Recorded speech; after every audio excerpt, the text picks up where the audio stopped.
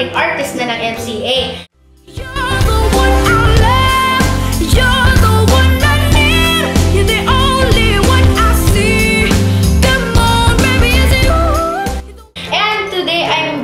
To do the tongue twister challenge. At ang gagawin ko lang po ay kukuha po ako ng mga nakasulat dito sa mga ganyan po.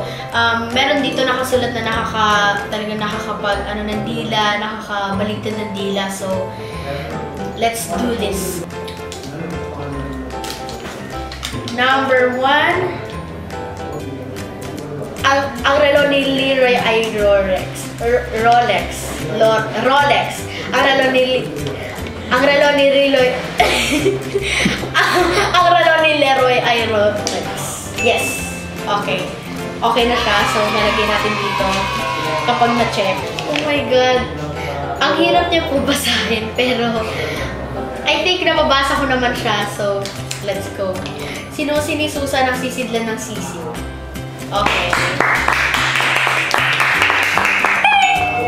Okay, natama ko siya. So, lalagyan natin. Kuha pa tayo.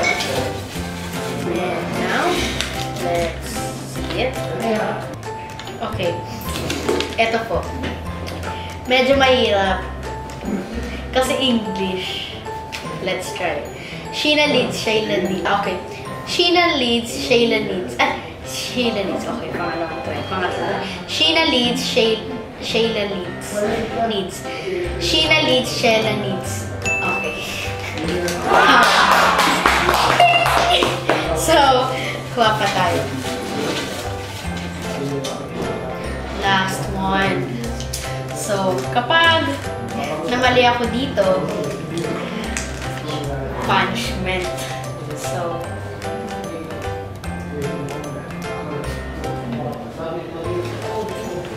hindi siya mahirap.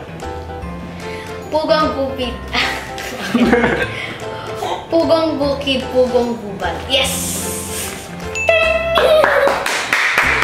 Okay.